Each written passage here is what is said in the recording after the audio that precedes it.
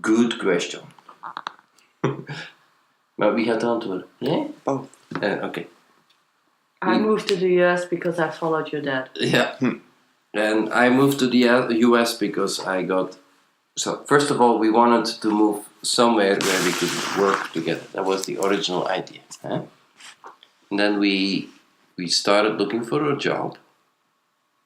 So, and we thought the easiest place to live together was in the US. Because Dad at that time was working in Germany and Mom was working in Belgium. So you guys didn't both want to move to Germany, or? No, that was difficult. Germany was more difficult to find a job for me because I didn't know the language. Yeah. Oh. And I wanted, in Germany I had, let's say, not a permanent position. I could have probably gotten one, but it was more a postdoc. So, anyway, so we started looking for, and that was more like somebody who we went to the US, when was it now? In June. In June. And then somebody who worked with David Sarnoff Research Center in Princeton, he told us, oh, you should come here and I can find a job for you, and so on and so on.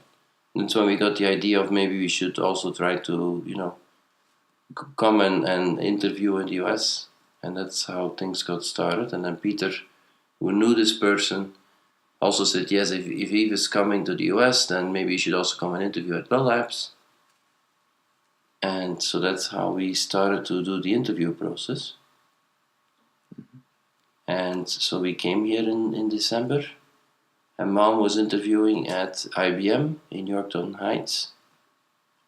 And also trying at Lucent, but in Lucent they didn't have for sure not a position. Because they were actually, that particular area was going, it was not emphasized, let's say, or was reduced in staff more than, at least the next couple of years. Anyway, yeah. So I interviewed with 4 department heads, and one of them really wanted to have me and created a position for me. So. Were there any major events in the U.S. or in Belgium that made you feel isolated from any Americans, or were there any events that made you change the way you think about stuff in the U.S.? I think the election of Trump. Probably was very surprising and very difficult for people who live in Europe to understand. It's kind of, frankly, an embarrassment.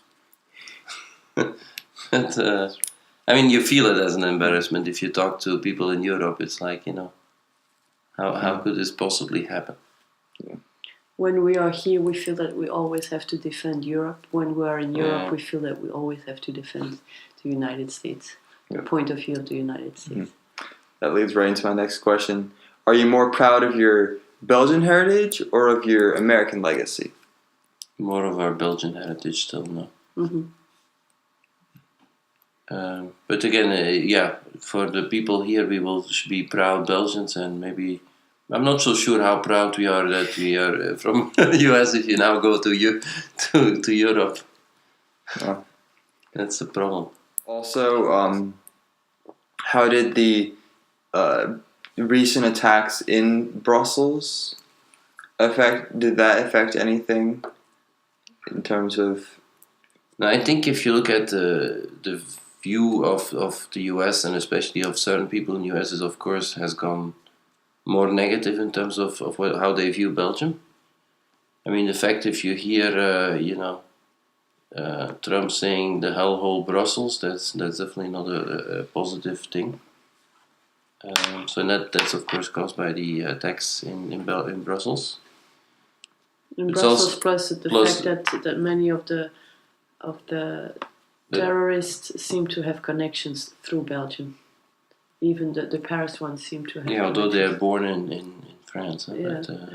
they still have indeed some connections. Yeah. And relatively speaking, I think the Belgians have the highest percentage of per capita of people joining ISIS. Yeah.